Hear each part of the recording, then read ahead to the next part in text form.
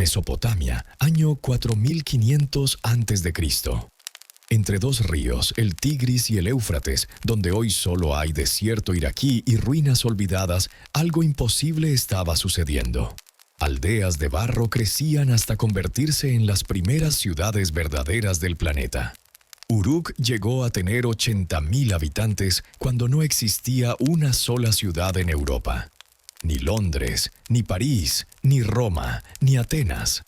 Solo Uruk, brillando en medio de la nada como un faro de civilización rodeado de oscuridad primitiva. ¿Cómo lo hicieron? La respuesta está en el agua.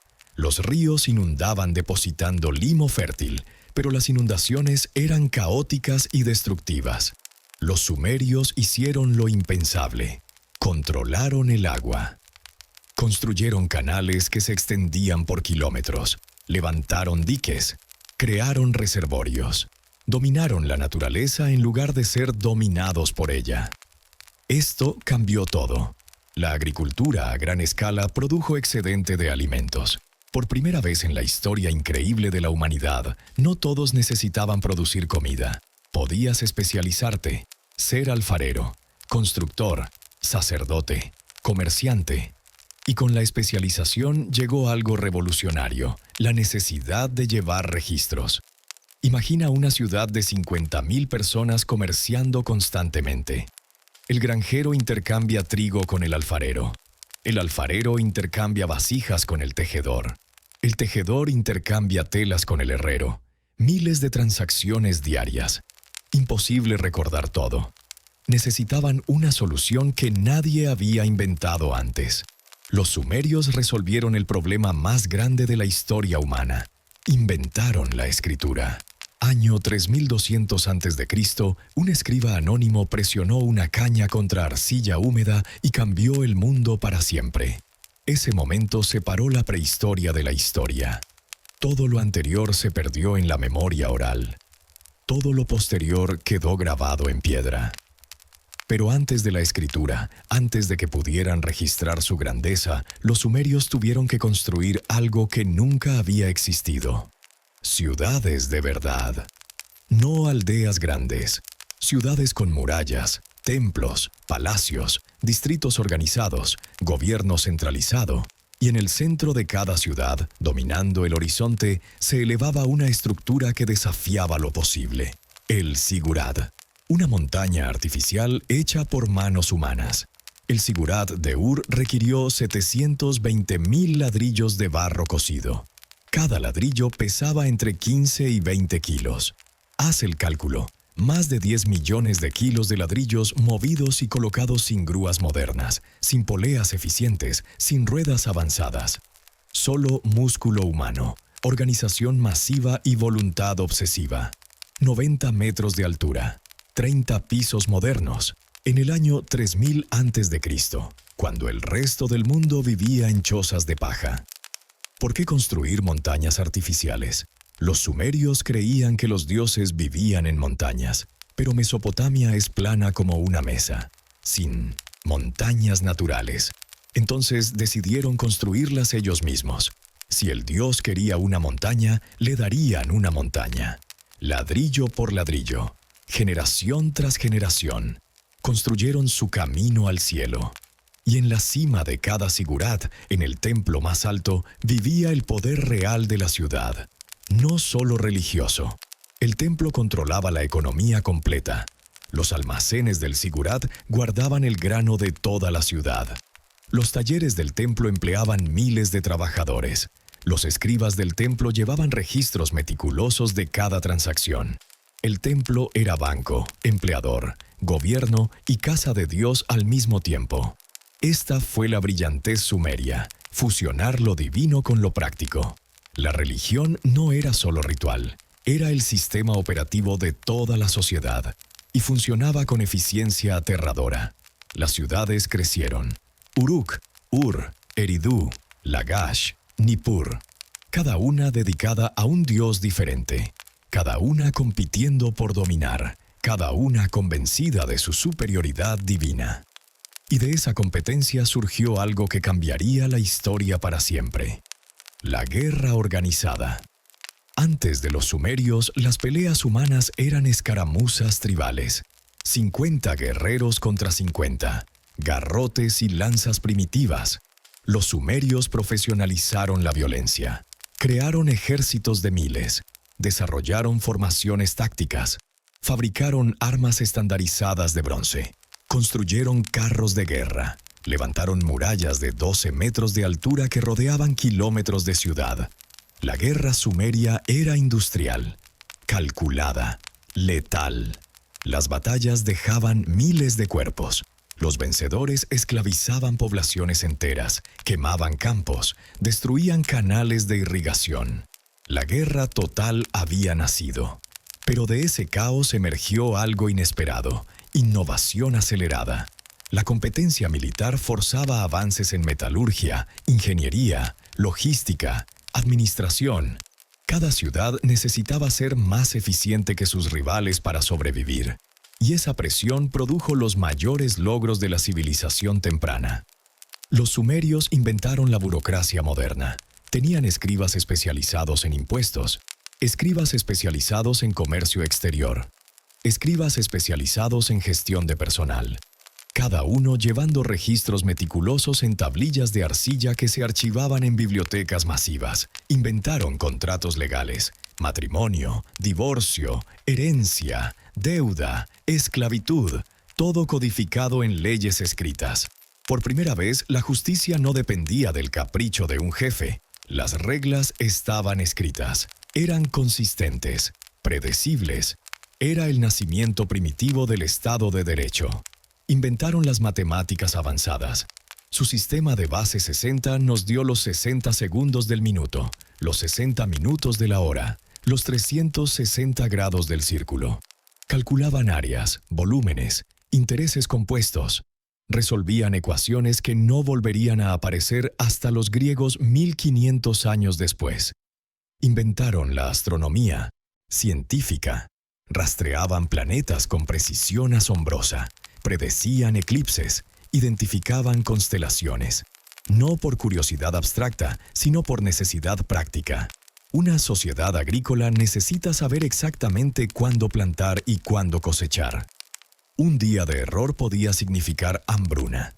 Y sí, inventaron la cerveza producida industrialmente. Tenían docenas de variedades. El himno a Ninkasi, diosa de la cerveza, es literalmente una receta disfrazada de canción religiosa. La cerveza no era solo placer, era nutrición, era agua segura, era salario. Los trabajadores del templo recibían parte de su pago en cerveza. Era la economía líquida de Sumeria. Pero detrás de toda esta grandeza había una creencia fundamental que moldeaba cada aspecto de la vida sumeria. Una creencia que nos parecería extraña hoy, pero que para ellos era verdad absoluta. Los humanos fueron creados para ser esclavos de los dioses. No metafóricamente, literalmente. Según su mitología, los dioses menores estaban cansados de trabajar, así que los dioses mayores crearon a la humanidad específicamente para hacer el trabajo divino.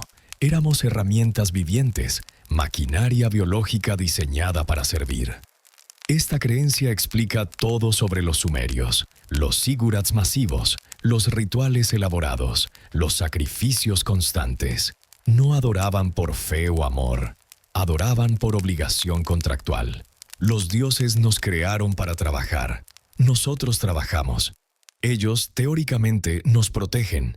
Era transaccional, pragmático, muy sumerio. Pero los dioses eran caprichosos. Tenían emociones humanas amplificadas. Se enojaban, se celaban, peleaban entre sí.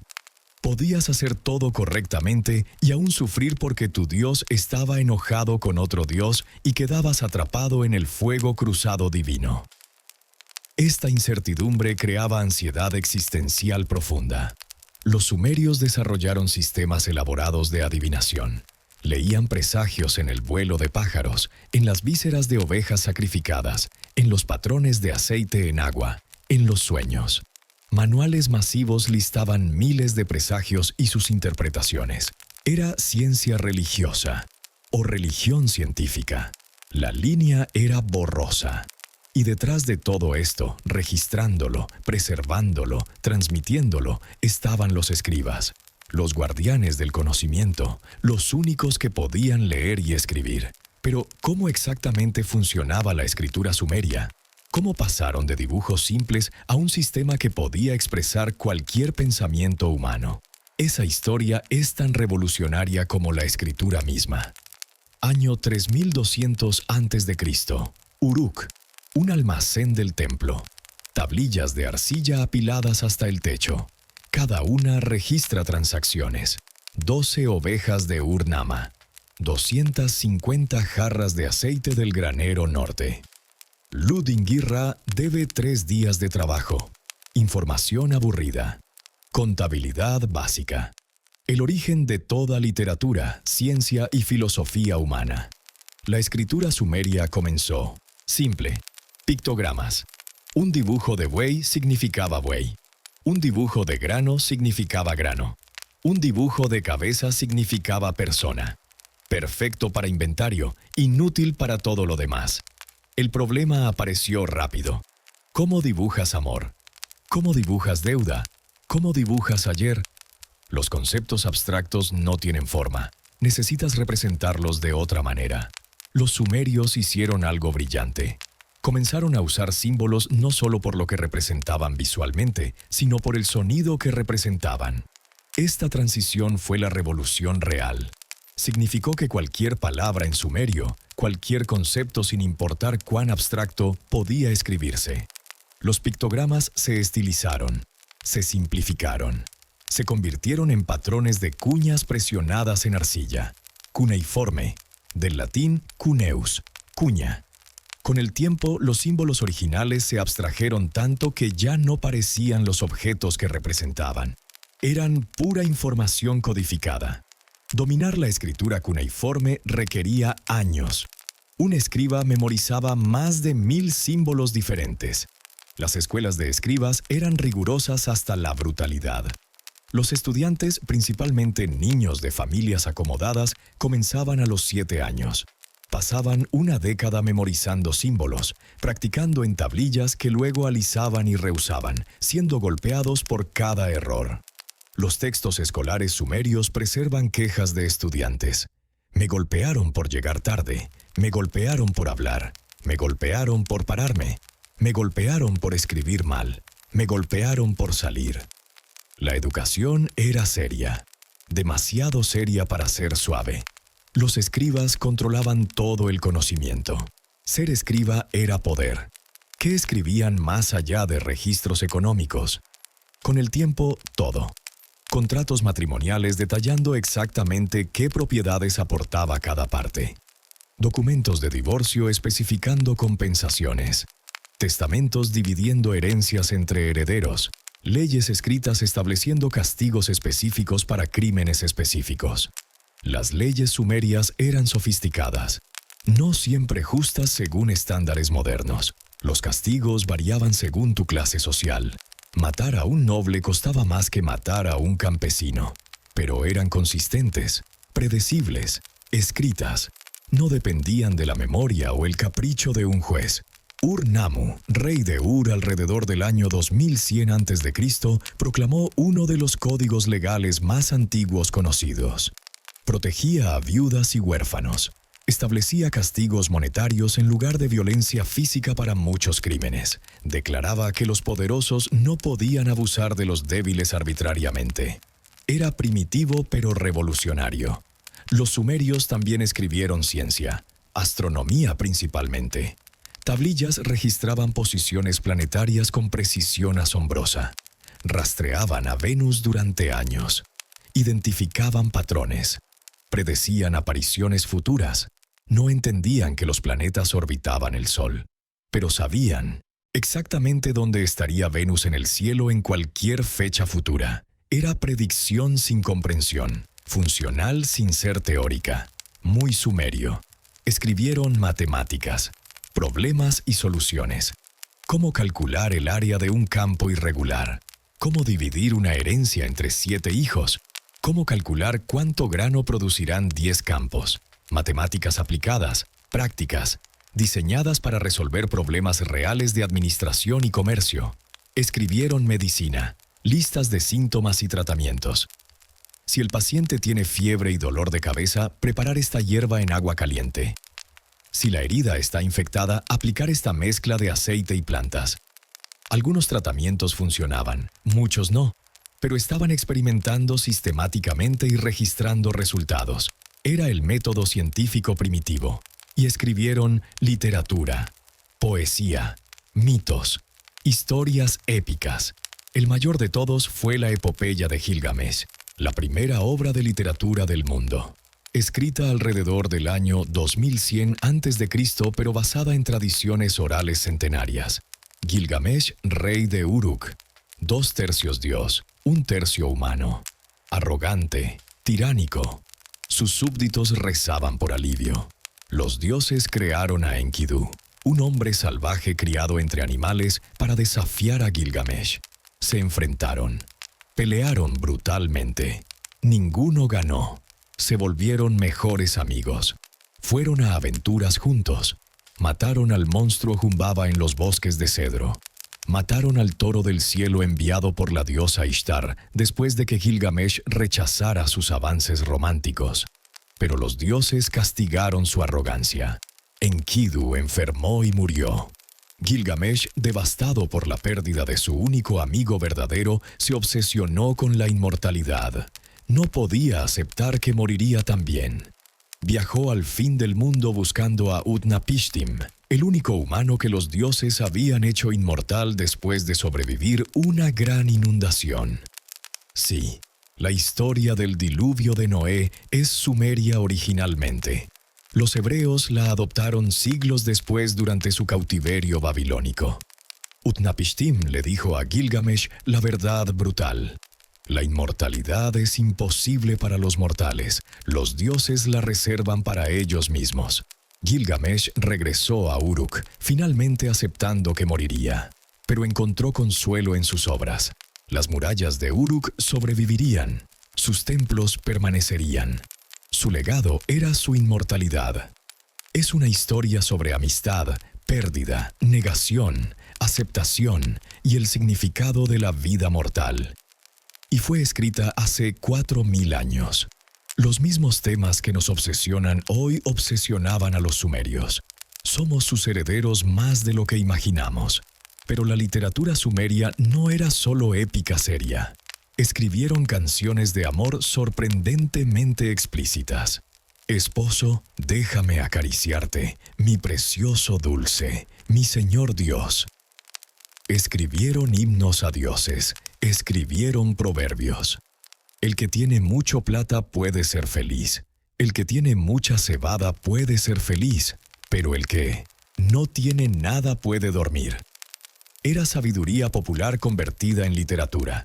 Escribieron cartas, correspondencia entre comerciantes, entre reyes, entre amantes. Una carta preservada de un estudiante a su padre se queja. Otros estudiantes reciben ropa nueva y dinero de sus padres. Yo no recibo nada. Me avergüenzas frente a mis compañeros. 4000 años después, los estudiantes seguimos siendo los mismos. La escritura permitió que el conocimiento se acumulara. Antes, cada generación empezaba de cero. Con escritura, cada generación construía sobre la anterior. Un astrónomo podía leer observaciones de su bisabuelo. Un ingeniero podía estudiar diseños de canales construidos un siglo antes. Un médico podía consultar tratamientos probados por generaciones anteriores. Esto aceleró el progreso humano exponencialmente. El conocimiento no se perdía con cada anciano que moría. Se preservaba, se transmitía, se expandía.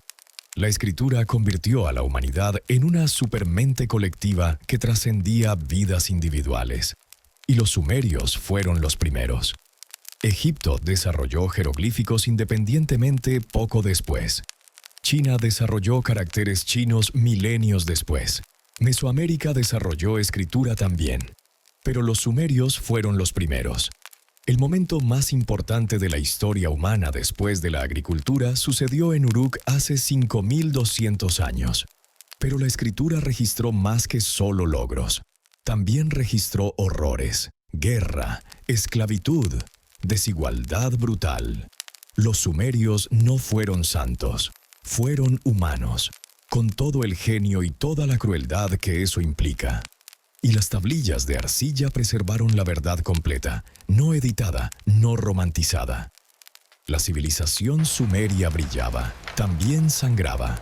Las tablillas no mienten. Registran guerra constante, esclavitud masiva, desigualdad extrema.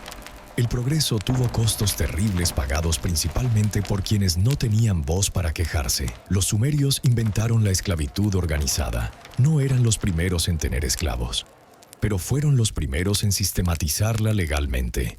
Los esclavos eran propiedad que podía comprarse, venderse, heredarse. Tenían valor monetario establecido en leyes, sin derechos, sin protecciones. Herramientas humanas. No todos los esclavos eran prisioneros de guerra. Muchos eran sumerios que cayeron en deuda. El sistema económico permitía préstamos con interés, a veces tasas absurdas. Un agricultor con mala cosecha pedía grano prestado para sobrevivir el invierno. Si no podía pagar, el interés se acumulaba. Eventualmente vendía a sus hijos como esclavos, o se vendía a sí mismo. La deuda era esclavitud diferida. Los templos eran los mayores propietarios de esclavos. Miles trabajaban en talleres de textiles, principalmente mujeres y niños. Jornadas largas, condiciones brutales. Producían telas de calidad excepcional que se comerciaban por toda Mesopotamia. Era manufactura protoindustrial, construida sobre explotación masiva. Las mujeres sumerias tenían algunos derechos. Podían poseer propiedad. Podían divorciarse en circunstancias específicas. Podían testificar en corte. Algunas sacerdotisas de alto rango tenían poder considerable, pero la sociedad era fundamentalmente patriarcal. Las leyes castigaban el adulterio femenino con la muerte. El adulterio masculino era falta menor. Las hijas valían menos que los hijos. Las viudas sin hijos varones perdían la propiedad del esposo muerto a sus parientes masculinos. Las mujeres estériles enfrentaban divorcio y estigma social devastador. Toda su identidad y valor estaban atados a la maternidad. Y luego estaba la guerra. Interminable, brutal. Las ciudades sumerias peleaban constantemente entre sí. Lagash contra Umma, Ur contra Uruk. Cada ciudad convencida de que su dios era superior. Cada disputa por campos de irrigación o derechos de agua escalaba a violencia total.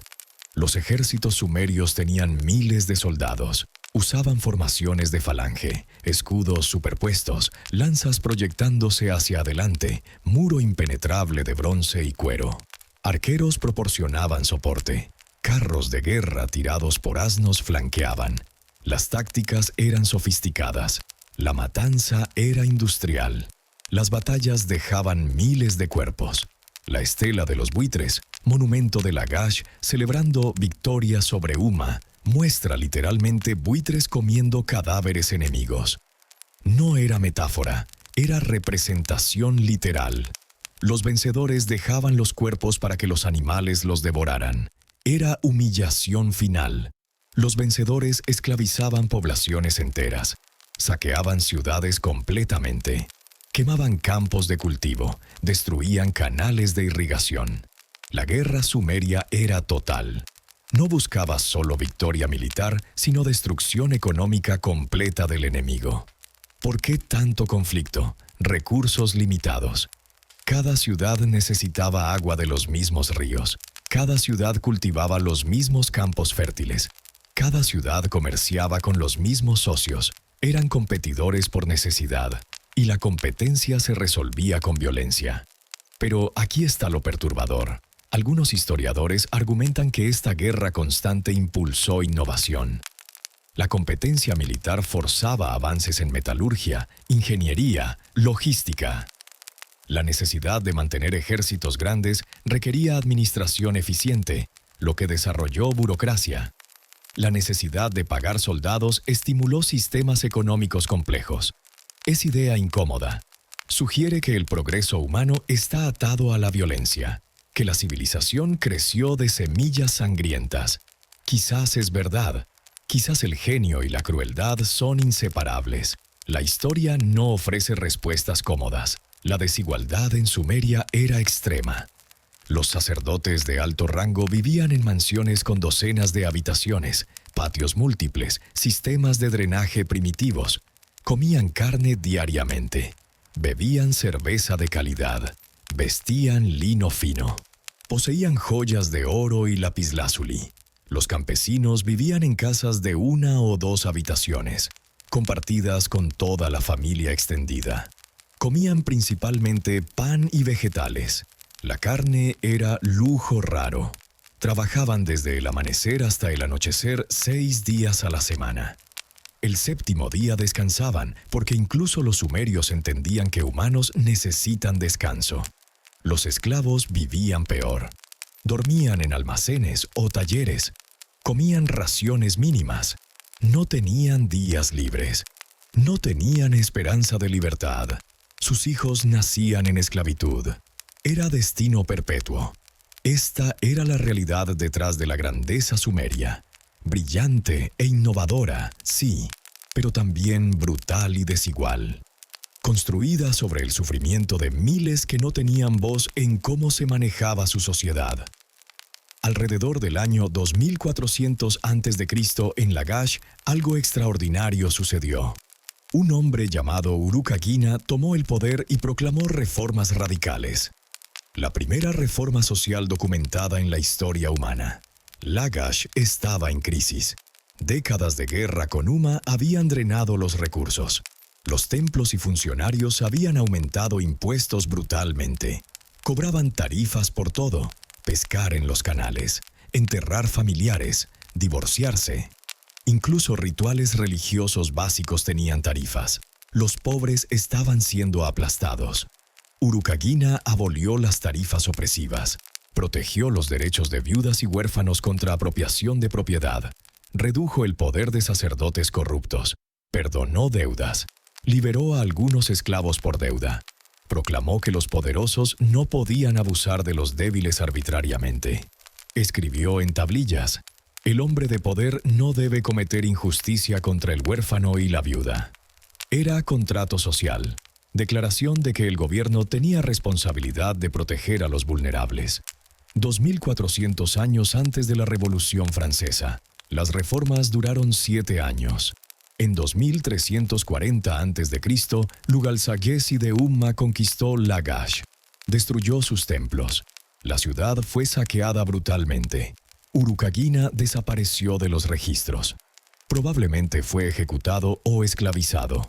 Pero sus reformas fueron escritas, preservadas, copiadas. La idea sobrevivió aunque el hombre muriera. Eso es el poder de la escritura. Las ideas trascienden individuos, se vuelven inmortales. Lugalsaghezi se volvió rey de Uruk.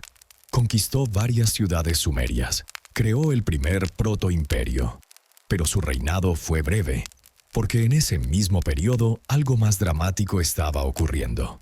Un pueblo diferente, hablando un idioma diferente, estaba infiltrándose en Mesopotamia desde el norte. Los acadios, pueblos semíticos, no sumerios, pero habían adoptado mucho de la cultura sumeria. Escribían en cuneiforme, adoraban dioses sumerios con nombres acadios, usaban tecnología sumeria, y estos acadios produjeron un hombre que cambiaría el curso de la historia humana. Un hombre cuyo nombre se volvería sinónimo de conquista. Un hombre que crearía el primer verdadero imperio del mundo, Sargón de Akkad. Y su historia comienza con una canasta flotando en un río. Según la leyenda, la madre de Sargón era sacerdotisa. Quedó embarazada en secreto. No podía quedarse con el bebé. Lo puso en una canasta de junco sellada con brea. Lo dejó flotando en el río Éufrates. Un jardinero llamado Aki lo encontró. Lo crió como su propio hijo.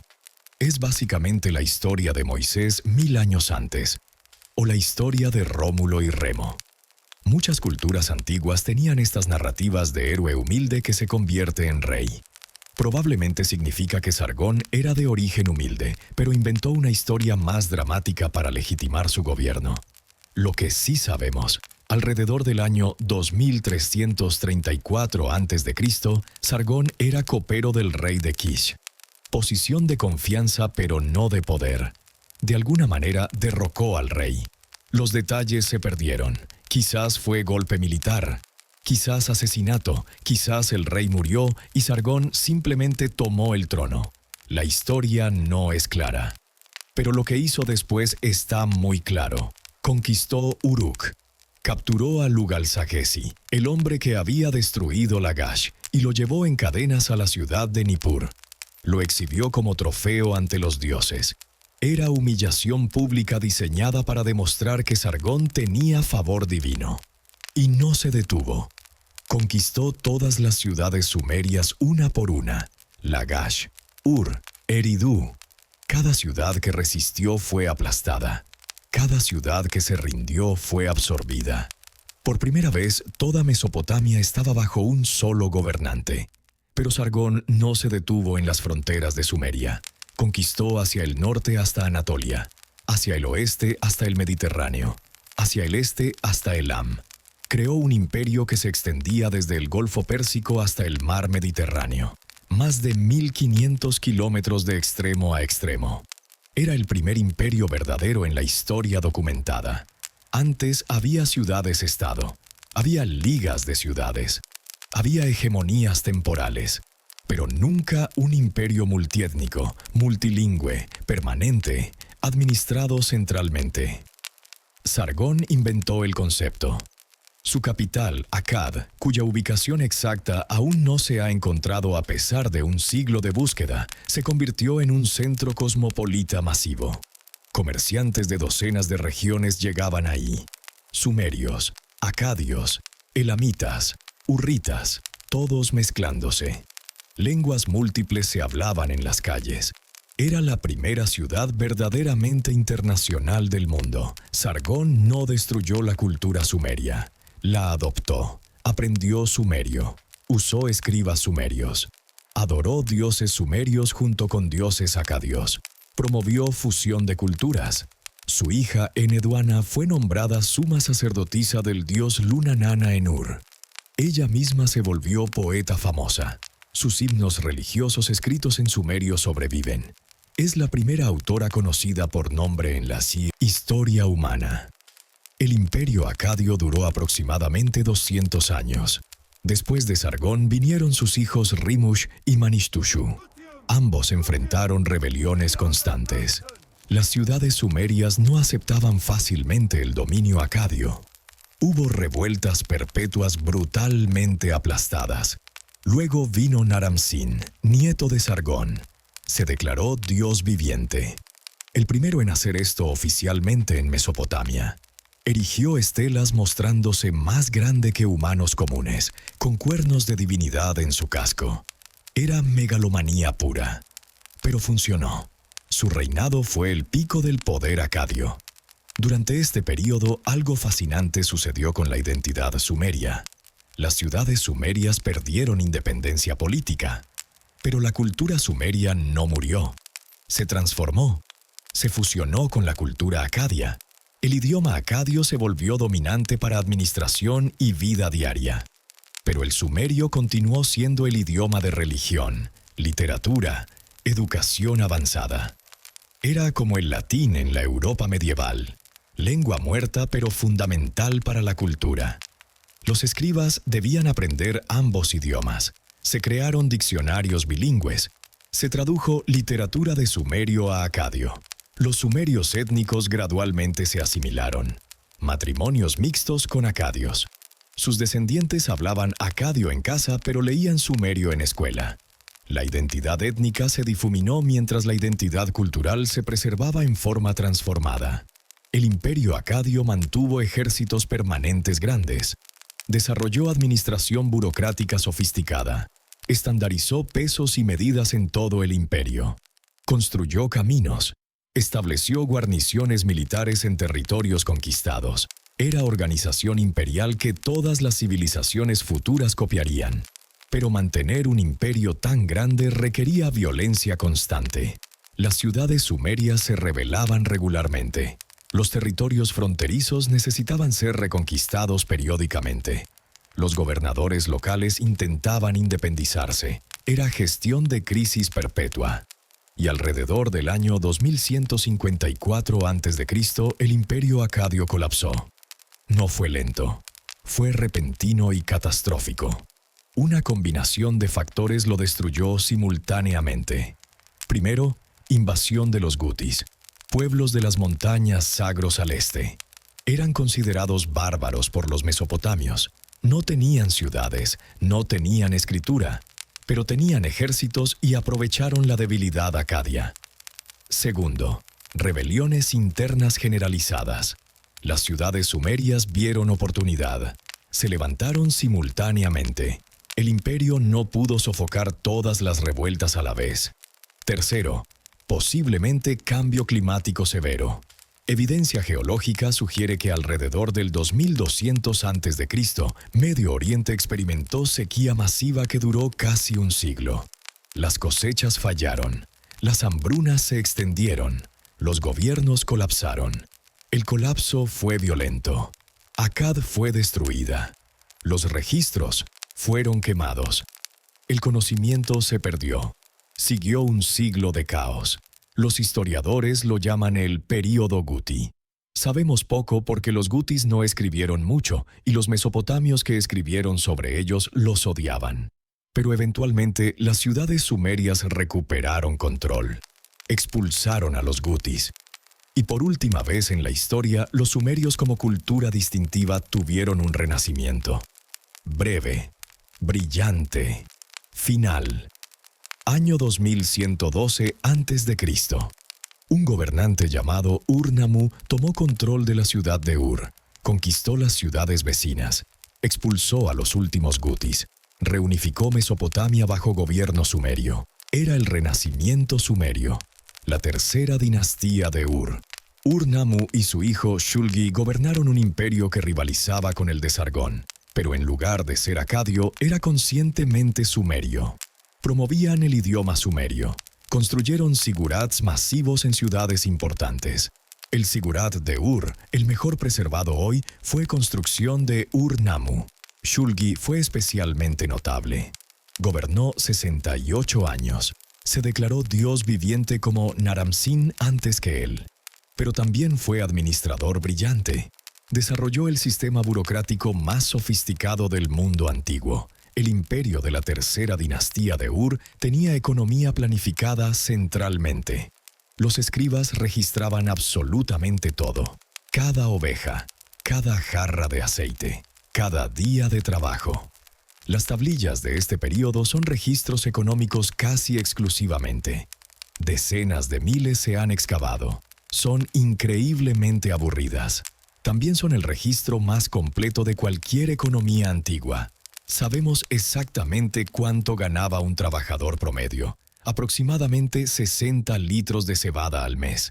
Sabemos cuánto costaba una oveja, 8 shekels de plata. Sabemos cuántos textiles producía el taller del templo de Ur, decenas de miles al año. El nivel de control estatal era asombroso. Ur-Nammu también proclamó un código legal, uno de los más antiguos conocidos. Anterior al código de Hammurabi por 3 siglos, establecía que muchos crímenes se castigaban con multas monetarias en lugar de mutilación física. Era relativamente humanitario para estándares antiguos.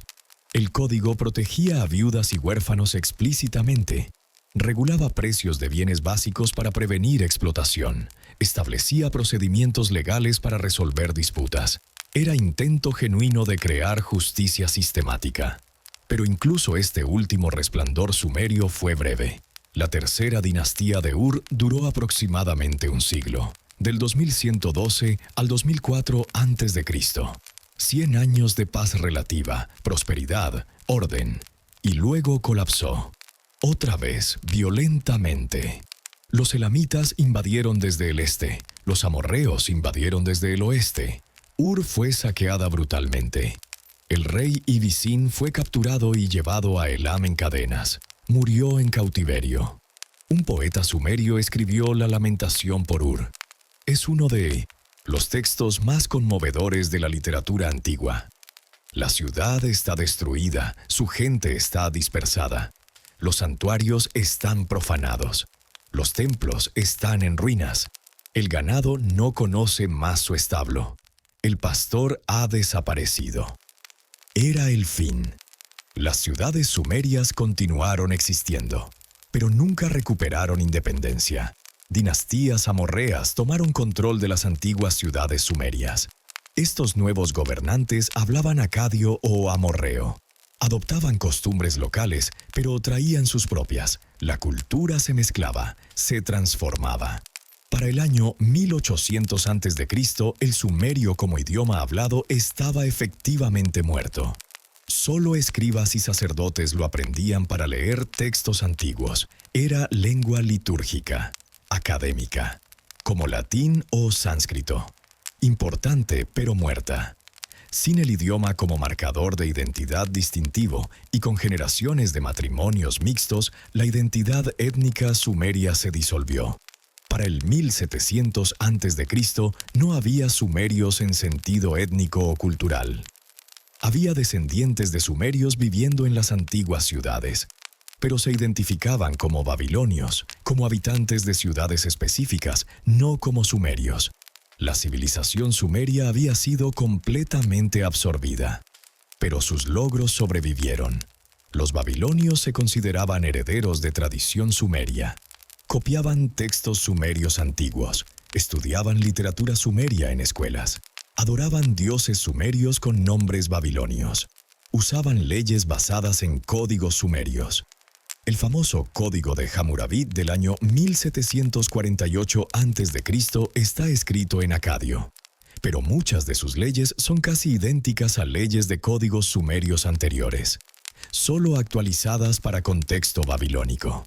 La escritura cuneiforme continuó usándose durante casi 2000 años después de que el sumerio muriera. Los asirios la adoptaron. Los hititas la adoptaron. Incluso los persas usaron cuneiforme para inscripciones reales. Se volvió el sistema de escritura estándar de todo el Medio Oriente antiguo, hasta que el arameo y el alfabeto fenicio finalmente lo reemplazaron. Las matemáticas sumerias base 60 se transmitieron a los babilonios, luego a los griegos, luego a nosotros. Por eso dividimos círculos en 360 grados, horas en 60 minutos, minutos en 60 segundos. Es herencia sumeria directa. El concepto de ciudades con gobierno centralizado, templos masivos, burocracia administrativa, códigos legales escritos, todo fue estandarizado por civilizaciones posteriores, pero inventado por sumerios. Incluso elementos de religión sumeria sobrevivieron transformados. El mito de Inanna descendiendo al inframundo influyó en mitos griegos de Perséfone. El diluvio sumerio se convirtió en el diluvio del Génesis. El concepto del Sigurat se convirtió en la Torre de Babel en tradición bíblica. Los sumerios como pueblo desaparecieron, pero como civilización nunca murieron realmente. Se transformaron, se dispersaron, se convirtieron en la fundación sobre la cual se construyó todo lo que vino después, y luego fueron olvidados. Durante más de 2000 años, nadie recordó que los sumerios habían existido. Sus ciudades quedaron enterradas bajo arena del desierto. Su idioma no era hablado por nadie. Sus tablillas de arcilla estaban rotas y dispersas. No fue hasta el siglo XIX, cuando arqueólogos europeos comenzaron a excavar en Irak, que el mundo redescubrió a los sumerios. Y cuando finalmente descifraron cuneiforme y comenzaron a leer las tablillas, se dieron cuenta de algo asombroso. Esta era la civilización más antigua conocida, el verdadero origen de todo. Para el año 500 después de Cristo, nadie en el mundo recordaba a los sumerios. Las ciudades de Ur, Uruk, Eridu eran montículos de tierra en el desierto iraquí. Los locales los llamaban Tels. Los evitaban creyéndolos embrujados o infestados de serpientes. Nadie sabía que bajo esa tierra había ciudades de 5000 años. El idioma sumerio no había sido hablado por 3000 años. La última tablilla cuneiforme fue escrita alrededor del año 75 después de Cristo. Después de eso, el conocimiento de cómo leer cuneiforme se perdió completamente. Las tablillas dispersas por Mesopotamia eran solo curiosidades, piedras con marcas extrañas que nadie podía interpretar. Durante la Edad Media europea, los eruditos conocían Babilonia y Asiria por referencias bíblicas, pero no sabían nada sobre los sumerios. Creían que la civilización había comenzado con los hebreos o quizás los egipcios.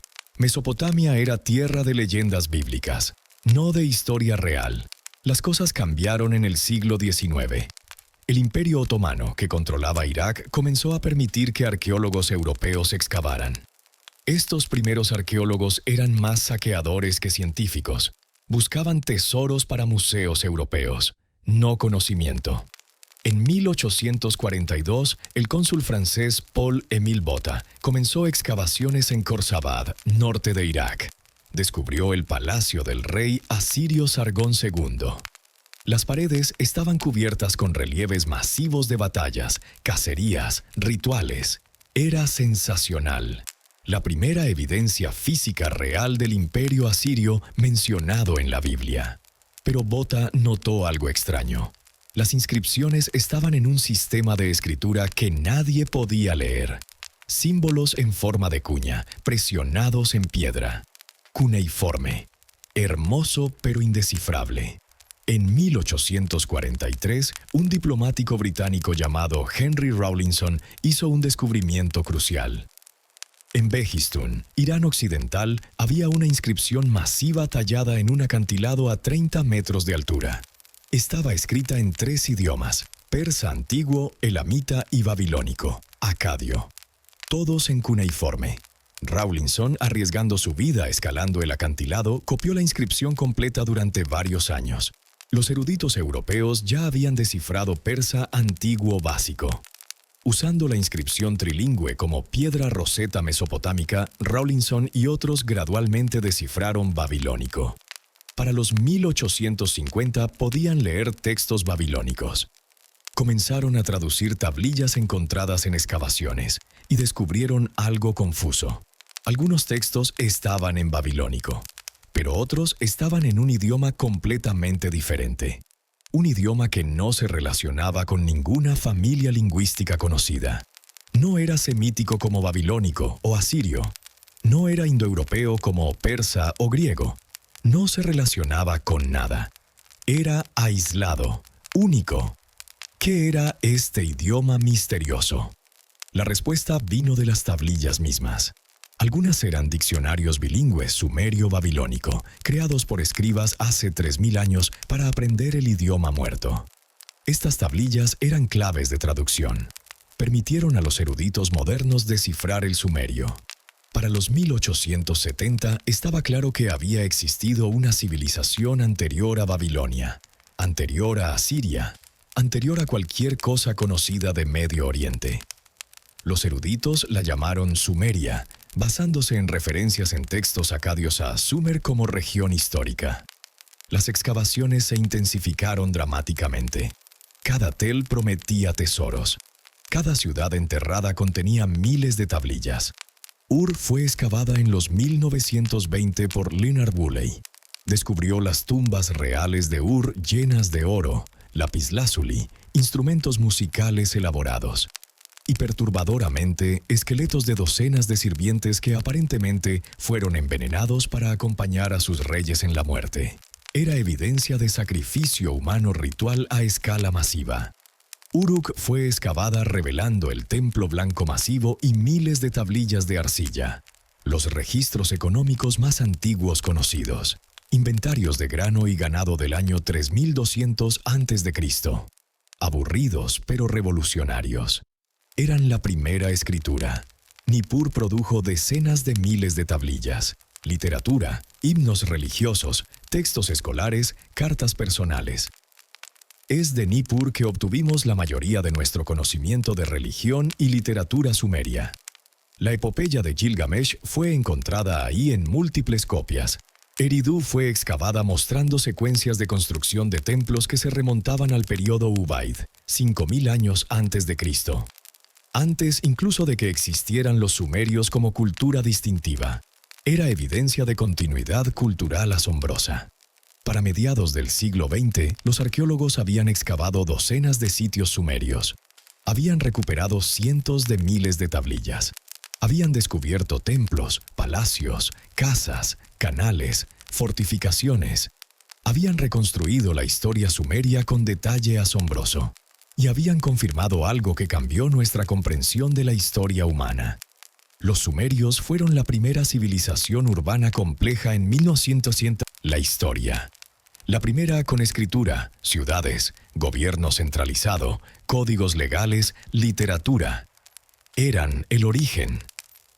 Algunos hallazgos causaron controversia inmediata. Cuando la epopeya de Gilgamesh fue traducida completamente en 1872, la historia del diluvio era tan similar a la de Noé que muchos lo vieron como evidencia de que la Biblia había copiado de fuentes paganas más antiguas. Fue escándalo religioso. La lista de reyes sumerios, una tablilla listando todos los reyes desde cuando la realeza descendió del cielo, era fascinante, pero problemática. Listaba reyes antediluvianos que supuestamente gobernaron por decenas de miles de años. Claramente mitológica. Pero, ¿dónde terminaba el mito y comenzaba la historia? Los arqueólogos desarrollaron métodos de datación cada vez más sofisticados. Estratigrafía, datación por capas de tierra, análisis cerámico. Estilos de cerámica cambian predeciblemente con el tiempo. Eventualmente datación por radiocarbono que permitió fechas absolutas. Para los 1960 teníamos cronología sumeria relativamente confiable. La cultura Ubaid comenzó alrededor de 5000 a.C. Los sumerios como civilización distintiva emergieron alrededor de 4500 a.C. Las primeras ciudades verdaderas databan de 4000 a.C. La escritura fue inventada alrededor de 3200 a.C. El redescubrimiento de los sumerios movió la cuna de la civilización 2000 años más atrás en el tiempo. Los logros que creíamos pertenecían a Egipto o Grecia resultaron haber sido anticipados por sumerios siglos o milenios antes. También planteó preguntas incómodas sobre progreso y civilización. Los sumerios tenían ciudades, leyes, literatura, ciencia. Luego colapsaron. Babilonia se levantó sobre sus ruinas. También logró grandeza. También colapsó. Lo mismo con Asiria, Persia, cada imperio subsecuente. El progreso es lineal o cíclico. Las civilizaciones inevitablemente suben, alcanzan el pico, caen.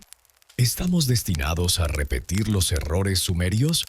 Estas preguntas obsesionaron a historiadores del siglo XX, especialmente después de las guerras mundiales cuando la civilización occidental parecía al borde del colapso. Los sumerios se convirtieron en advertencia. Incluso la civilización más avanzada puede caer, pero también se convirtieron en inspiración. Los sumerios construyeron algo de la nada. Si ellos pudieron con herramientas de piedra y bronce, ¿qué podemos hacer nosotros? El redescubrimiento también reveló cuán profunda es la historia humana. 5200 años nos separan de la primera escritura sumeria. Pero los humanos anatómicamente modernos han existido por 300.000 años. El 98% de la historia humana es prehistoria, invisible porque no dejó registros escritos. Los sumerios son especiales no porque fueran los primeros humanos inteligentes. Son especiales porque fueron los primeros en desarrollar tecnologías que permitieron que el conocimiento se acumulara a través de generaciones. Cada generación anterior tenía que redescubrir todo. Los sumerios podían leer lo que sus abuelos escribieron. Podían construir sobre conocimiento existente. Esa es la diferencia entre prehistoria e historia. No inteligencia, sino acumulación de conocimiento. Y ahora nosotros, 5000 años después, podemos leer lo que los sumerios escribieron. Podemos aprender de sus éxitos y fracasos. Podemos reconocerlos como nuestros ancestros en el proyecto continuo de civilización humana. Pero, ¿qué exactamente nos dejaron? ¿Qué partes de tu vida diaria son herencia sumeria? La respuesta te sorprenderá, porque los sumerios moldearon el mundo moderno más profundamente de lo que cualquiera imagina. Despertabas al amanecer en una casa de ladrillos de barro. El sol entrando al patio central te sacaba del sueño. No había relojes, no había alarmas. La luz natural era tu único reloj. Tu familia completa dormía en esteras de caña sobre piso de tierra apisonada. 2 generaciones bajo el mismo techo. Abuelos, padres, hijos, todos juntos. El desayuno era simple: pan de cebada, tal vez cebollas, dátiles si la temporada era buena, y cerveza aguada. Sí, cerveza en el desayuno. El agua del canal sin hervir podía matarte. La cerveza era segura. Todos bebían cerveza, niños incluidos. Era nutrición líquida más que embriaguez. Si eras campesino, caminabas a los campos fuera de las murallas masivas. El trabajo comenzaba inmediatamente. Arar con bueyes si tenías suerte, con azada manual si no. Plantar semillas a mano, vigilar canales de irrigación constantemente. Un bloqueo podía arruinar la cosecha. Una cosecha arruinada significaba hambruna. No había margen de error. Si eras artesano, trabajabas en tu taller en casa o en los talleres del templo. Alfareros giraban ruedas todo el día. Tejedores trabajaban telares desde el amanecer hasta el anochecer. Herreros martillaban bronce en formas útiles. Carpinteros construían con la poca madera disponible. Cada oficio era especializado. Cada especialista era esencial. Las mujeres trabajaban tanto como los hombres. Molían grano con piedras de moler. 2 horas diarias de trabajo agotador convirtiendo cebada en harina. Horneaban pan en hornos de barro. Hilaban lana en hilo. Tejían hilo en tela. Cuidaban niños. Gestionaban el hogar.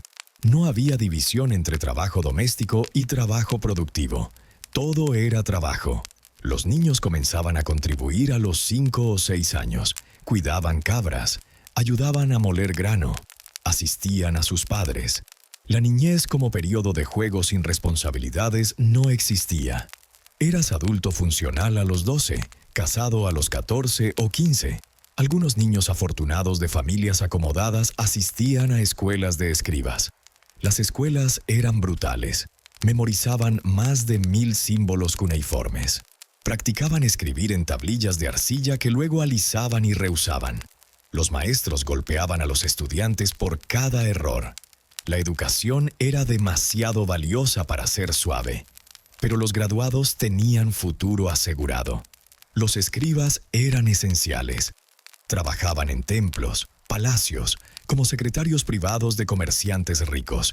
Era el único camino de ascenso social para familias no nobles. El mediodía era el momento más caluroso.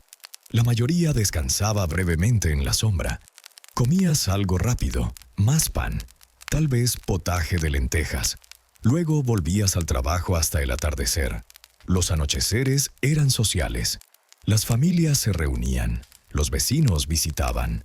Los hombres se congregaban en las puertas de la ciudad discutiendo negocios, política, chismes. Las mujeres se reunían en los patios trabajando juntas mientras conversaban. La música era común. Arpas, liras, tambores, flautas. Los sumerios amaban la música. El matrimonio era arreglado por familias. La novia tenía 12 a 16 años. El novio estaba en sus 20. El padre del novio pagaba precio de novia al padre de la novia. La familia de la novia proporcionaba dote. Todo se escribía en contrato legal detallando exactamente qué propiedades aportaba cada parte, qué pasaría en divorcio, quién heredaría qué. Era transacción comercial más que romance. Pero eso no excluía amor. Los textos sumerios incluyen cartas de amor sorprendentemente íntimas, poemas eróticos explícitos, lamentaciones conmovedoras por esposos o esposas fallecidos. Los humanos son humanos en cualquier época. El divorcio era posible pero asimétrico. Un hombre podía divorciarse básicamente por cualquier razón si pagaba compensación. Una mujer necesitaba pruebas de abuso severo o negligencia extrema, y era estigmatizada socialmente después. Las mujeres infértiles enfrentaban tragedia. Toda su identidad y valor estaban atados a la maternidad. Una mujer que no podía tener hijos podía ser divorciada, o su esposo tomaba segunda esposa o concubina. La esterilidad era considerada castigo divino. La mortalidad infantil era devastadora. Aproximadamente un tercio de los niños moría antes de los 5 años. Enfermedad, desnutrición, accidentes. Las familias tenían muchos hijos esperando que algunos sobrevivieran. La muerte infantil era tan común que había rituales estandarizados, pero la normalidad no disminuía el dolor. Los funerales dependían de estatus. Los ricos eran enterrados con joyas, armas, comida para el viaje al inframundo. Los pobres eran envueltos en esteras y enterrados en tumbas simples, a veces bajo el piso de su propia casa. Se creía que los muertos necesitaban ofrendas regulares. Las familias derramaban cerveza sobre las tumbas periódicamente. Si no, tu ancestro muerto podía convertirse en fantasma molesto. Los festivales religiosos eran los eventos principales del año. El Akitu, Festival de Año Nuevo, duraba 12 días. Incluía procesiones masivas con estatuas de dioses llevadas por las calles, banquetes públicos donde los templos distribuían comida, competencias atléticas, música y danza. Eran los únicos descansos del trabajo interminable. La esperanza de vida promedio era 35 a 40 años. Pero eso es promedio. Si sobrevivías la niñez, podías vivir hasta los 60. Las enfermedades eran constantes: parásitos intestinales, diarrea crónica, malaria de los pantanos, infecciones dentales sin tratamiento que podían matarte. Y estaba la guerra. Los jóvenes eran regularmente reclutados para campañas militares. Algunos no volvían. Los que volvían traían trauma que nadie sabía cómo tratar. Simplemente tenías que vivir con las memorias de haber visto a tus amigos destrozados en batalla. Esta era la vida sumeria real. No era fácil, no era cómoda, pero era vida. Personas amando, trabajando, creando, sufriendo, celebrando, haciendo lo mejor que podían con lo que tenían. Y lo que tenían, gracias a sus propias innovaciones, era más que cualquier generación anterior.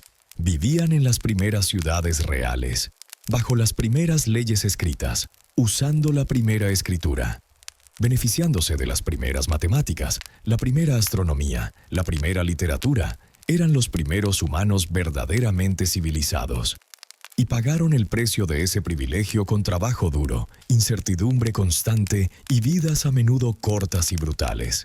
Pero construyeron algo que los trascendió.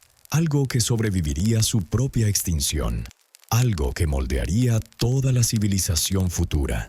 Y ahora, 5000 años después, necesitas entender exactamente qué nos dejaron. ¿Qué piezas de tu vida moderna son herencia directa de esos antiguos mesopotamios que vivieron y murieron en ciudades ahora enterradas bajo arena? Los sumerios creían que los humanos fueron creados para ser esclavos de los dioses. Literalmente. Según el mito, los dioses menores se quejaban del trabajo duro de mantener el cosmos. Así que Enki, dios de la sabiduría, creó a la humanidad mezclando arcilla con la sangre de un dios menor sacrificado.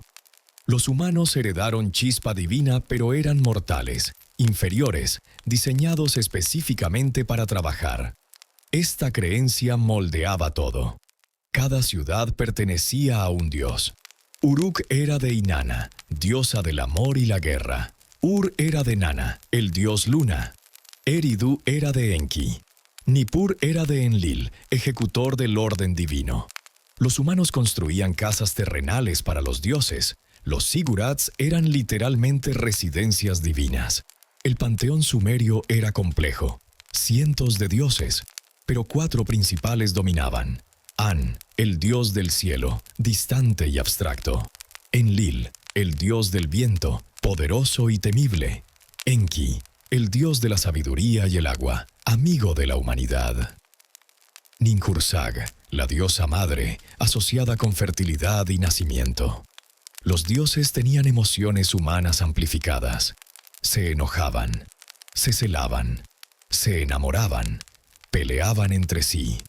Sus conflictos afectaban a los humanos atrapados en medio. Podías hacer todo correctamente y aún sufrir porque tu Dios estaba enojado con otro Dios. Esta incertidumbre creaba ansiedad existencial. Los sumerios desarrollaron adivinación elaborada. Leían presagios en todo. El vuelo de pájaros significaba cosas específicas. Las formas de hígados de ovejas sacrificadas revelaban el futuro. Los patrones de aceite en agua predecían eventos. Los sueños eran mensajes divinos directos. Sacerdotes especialistas pasaban décadas aprendiendo a interpretar presagios. Existían manuales masivos listando miles de presagios y significados. Si el hígado de la oveja tiene mancha oscura en el lóbulo izquierdo, el enemigo atacará desde el norte. Ese nivel de especificidad era ciencia de lo divino, pero sobre todo los sumerios temían la muerte. Su visión del más allá era deprimente. Todos los muertos, buenos y malos, iban al mismo lugar, Kur, el inframundo. No era exactamente infierno, no había castigo eterno, pero tampoco era agradable. Kur era descrito como lugar oscuro y polvoriento donde los espíritus existían como sombras pálidas. Comían tierra y arcilla. No había luz solar, no había alegría. Solo existencia monótona eterna. No importaba cómo viviste, rico o pobre, bueno o malo, todos terminaban en el mismo lugar gris. Había excepciones raras. Guerreros caídos en batalla recibían tratamiento ligeramente mejor. Mujeres que morían en parto también. Y reyes muy poderosos a veces eran deificados después de la muerte. Pero para la gran mayoría, la muerte era el fin de todo lo que hacía la vida valiosa. Por eso la epopeya de Gilgamesh es tan conmovedora. Gilgamesh busca desesperadamente la inmortalidad porque comprende que la muerte lo borrará. Su poder, sus logros, su gloria, todo se convertirá en polvo. Su búsqueda es fútil. Utnapishtim le dice la verdad. La inmortalidad es para los dioses, no para los humanos. Gilgamesh regresa a Uruk finalmente aceptando su mortalidad, pero encuentra consuelo en sus obras. Las murallas de Uruk sobrevivirán, sus templos permanecerán, su legado es su inmortalidad. Es filosofía existencial 4000 años antes del existencialismo. Esta visión pesimista de la muerte explicaba la urgencia sumeria. Si esta vida era todo lo que tenías, mejor construir algo que importara. Mejor dejar marca. Mejor crear belleza, conocimiento, grandeza, porque después solo había oscuridad. Los sumerios también tenían demonios. Muchos. No eran ángeles caídos, eran simplemente fuerzas caóticas. Lamashtu atacaba a mujeres embarazadas y bebés. Pazuzu traía enfermedades en el viento.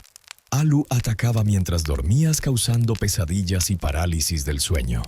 Para protegerse, los sumerios usaban amuletos, recitaban encantaciones, dibujaban símbolos protectores en las entradas. La magia era perfectamente respetable y complementaba la religión oficial. Sacerdotes realizaban rituales mágicos junto con rituales religiosos. La línea entre religión, magia y medicina era borrosa. Un médico sumerio trataba fiebre con hierbas, realizaba ritual de purificación y recitaba encantación para alejar al demonio causante. Todo simultáneamente. Era enfoque holístico que reconocía múltiples causas potenciales de enfermedad. La religión sumeria influyó profundamente todas las religiones mesopotámicas posteriores. Los babilonios adoptaron los dioses sumerios, solo cambiando nombres. Marduk babilónico tomó atributos de Enlil. Ishtar era Inanna. Los mitos eran casi idénticos, y elementos de religión sumeria se filtraron en las religiones abrahámicas. El diluvio en Gilgamesh precede al diluvio del Génesis por más de 1000 años. La historia es casi idéntica. Un dios decide destruir la humanidad. Otro dios advierte a un hombre justo. El hombre construye barco. Salva a su familia y animales. Las aguas retroceden. Ofrece sacrificio. Es bendecido. El jardín del Edén tiene paralelos con el jardín de Dilmun en mitología sumeria. Dilmun era paraíso donde no había enfermedad, muerte o sufrimiento, donde el agua era pura y los animales no se dañaban entre sí. Suena familiar. Muchas leyes en códigos bíblicos tienen paralelos en códigos legales sumerios.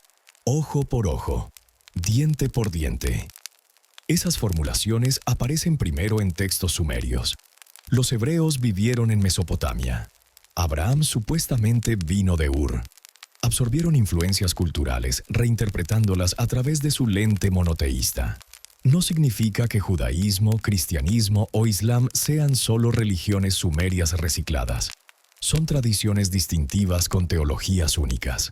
Pero hubo transmisión de ideas, motivos, historias. La influencia sumeria es innegable. La religión sumeria nos dice algo sobre cómo los primeros humanos civilizados entendían su lugar en el cosmos. Se veían como pequeños, vulnerables, a merced de fuerzas que no controlaban completamente. Los dioses eran proyecciones de esa ansiedad, intentos de dar sentido al caos.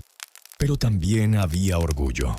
Los sumerios creían que sus ciudades eran especiales, favorecidas por dioses, que su conocimiento era divino en origen, que su civilización era el pináculo de existencia humana. En cierto sentido, tenían razón. Su civilización fue el pináculo hasta ese momento.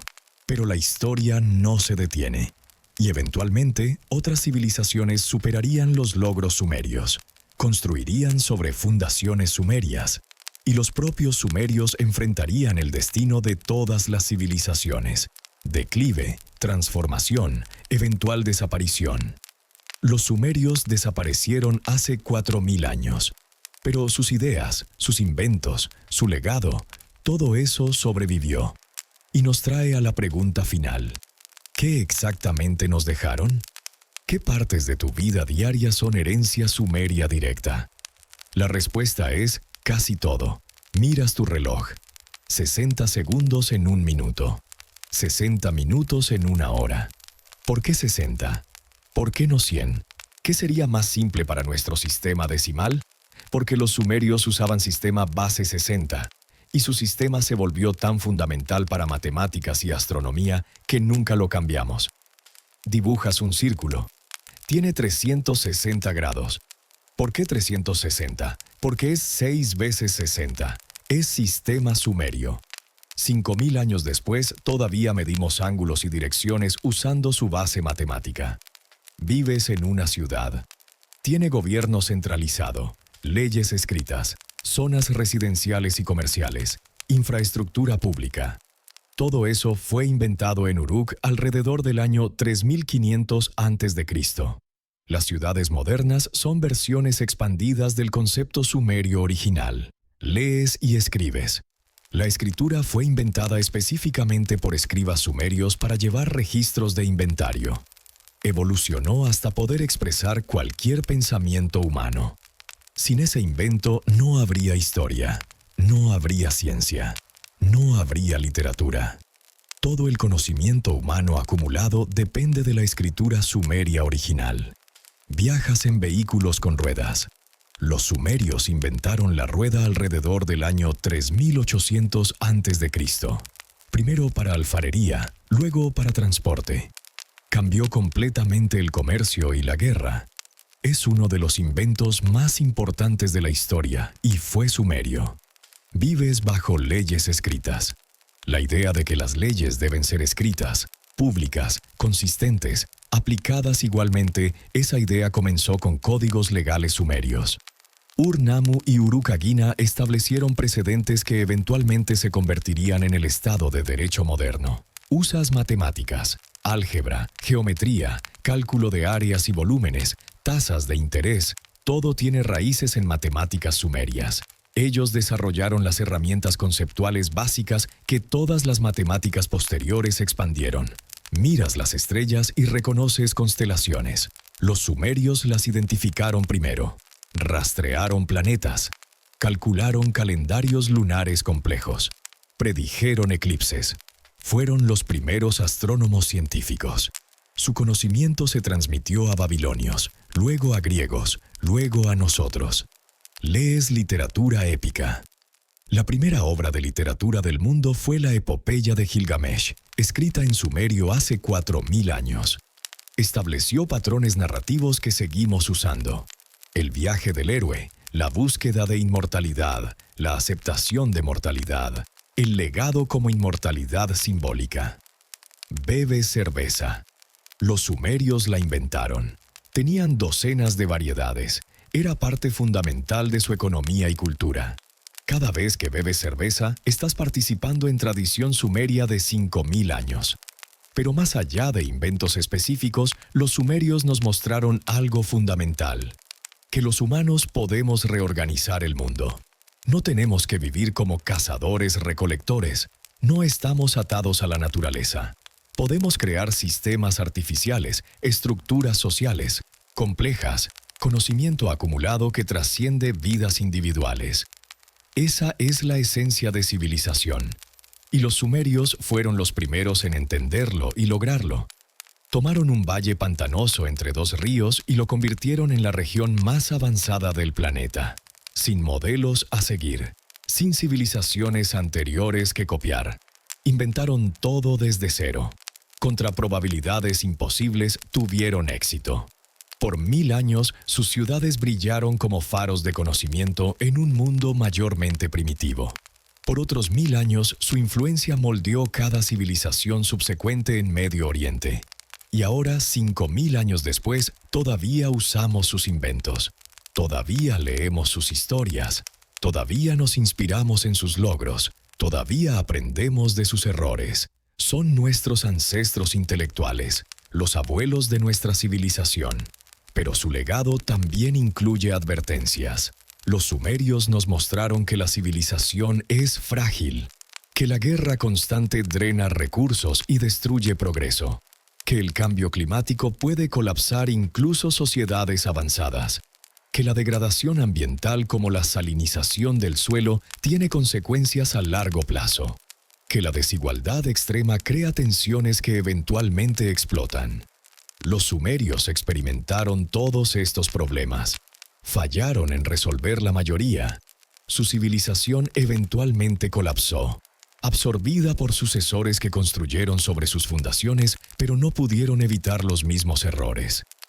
Estamos repitiendo patrones sumerios. Tenemos guerra perpetua por recursos. Enfrentamos cambio climático severo. Degradamos nuestro ambiente. Tenemos desigualdad masiva. Las herramientas son diferentes. Armas nucleares en lugar de espadas de bronce. Crisis climática global en lugar de sequías regionales. Pero los patrones son similares. La pregunta es, ¿podemos aprender de los sumerios? ¿Podemos evitar su destino? No hay respuesta fácil. Pero conocer su historia, entender sus éxitos y fracasos, eso nos da perspectiva. Nos muestra que los desafíos que enfrentamos no son nuevos. La humanidad ha navegado crisis antes. A veces fallamos, a veces sobrevivimos, pero nunca dejamos de intentar. Esa es quizás la lección más importante de los sumerios. Eran optimistas radicales. Enfrentaron un mundo hostil y decidieron construir algo hermoso.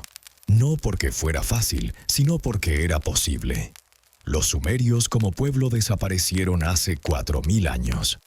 El último hablante nativo de Sumerio murió alrededor del año 1800 a.C. Sus ciudades fueron abandonadas. Su cultura fue absorbida. Su identidad se disolvió. Pero sus ideas nunca murieron. Se transformaron. Se dispersaron. Se convirtieron en la fundación invisible sobre la cual se construyó toda la civilización posterior. Y esa es la verdadera inmortalidad. Gilgamesh buscaba inmortalidad física. Viajó al fin del mundo. Enfrentó monstruos. Cruzó las aguas de la muerte. Todo fue inútil. Aprendió que la muerte es inevitable para los mortales, pero encontró consuelo en sus obras. Las murallas de Uruk sobrevivirían. Sus templos permanecerían. Su legado era su inmortalidad. Los sumerios lograron exactamente eso. No individualmente, sino colectivamente. Cada invento sumerio, cada idea, cada innovación sobrevivió su propia extinción. se transmitió a los babilonios, a los asirios, a los persas, a los griegos, a los romanos y eventualmente a nosotros. Cada vez que escribes, estás usando herramienta conceptual que un escriba sumerio anónimo inventó hace 5200 años. Cada vez que lees la hora, estás usando sistema matemático desarrollado en las escuelas de Uruk. Cada vez que vives bajo leyes escritas, estás beneficiándote de innovación legal sumeria. Los sumerios nos dieron las herramientas básicas de civilización, no metafóricamente, literalmente. Todo lo que asociamos con sociedad avanzada, escritura, leyes, ciudades, gobierno, ciencia, literatura, fue inventado o estandarizado por los sumerios. Fueron los primeros en hacer la pregunta fundamental que define civilización. ¿Qué podemos crear juntos que ninguno de nosotros podría crear solo? Y la respuesta que encontraron, preservada en arcilla por 5 milenios, todavía resuena. Podemos crear maravillas. Podemos construir ciudades que alberguen decenas de miles. Podemos desarrollar conocimiento que trascienda generaciones individuales. Podemos crear belleza que sobreviva milenios. Podemos alcanzar las estrellas, aunque seamos mortales. Pero también nos dejaron advertencia. La grandeza requiere humildad. El poder requiere responsabilidad. Y la civilización requiere que cuidemos no solo de nosotros mismos, sino de todos los que vendrán después. Los sumerios fallaron en eso. Su civilización colapsó parcialmente porque explotaron su ambiente sin pensar en consecuencias a largo plazo. Nosotros enfrentamos la misma elección. Tenemos herramientas más poderosas que cualquier cosa que los sumerios imaginaran. Pero también tenemos responsabilidad más grande. Las decisiones que tomamos hoy afectarán no solo nuestras vidas, sino el futuro de la especie humana. Los sumerios nos dieron el mundo moderno. Nos dieron las herramientas de civilización. Y nos dejaron una pregunta que cada generación debe responder. ¿Qué haremos con su regalo? ¿Construiremos sobre sus fundaciones? ¿O repetiremos sus errores y enfrentaremos su destino? La respuesta depende de nosotros. Pero al menos ahora conoces el origen. Conoces la historia épica del pueblo que inventó la civilización, los sumerios. Los primeros en atreverse a soñar que los humanos podíamos crear algo permanente en un mundo impermanente. Los primeros en tener éxito contra probabilidades imposibles. Los primeros en demostrarnos que la grandeza es posible si estamos dispuestos a trabajar por ella. Su sangre no corre en tus venas, pero sus ideas moldean tu mundo. Son tus ancestros intelectuales, los fundadores de todo lo que llamamos civilizado. Y aunque murieron hace 4000 años, en cierto sentido nunca murieron realmente, porque cada vez que usas sus inventos, cada vez que piensas usando conceptos que ellos desarrollaron, los sumerios viven de nuevo. Esa es la historia real del pueblo que inició la civilización. No perfectos, no santos, pero brillantes, innovadores, valientes, humanos enfrentando lo desconocido y decidiendo construir algo que los trascendiera. Y lo lograron más allá de lo que jamás imaginaron. Hasta aquí la historia épica de hoy. Buenas noches, suscríbete y mira más historias épicas en nuestro canal.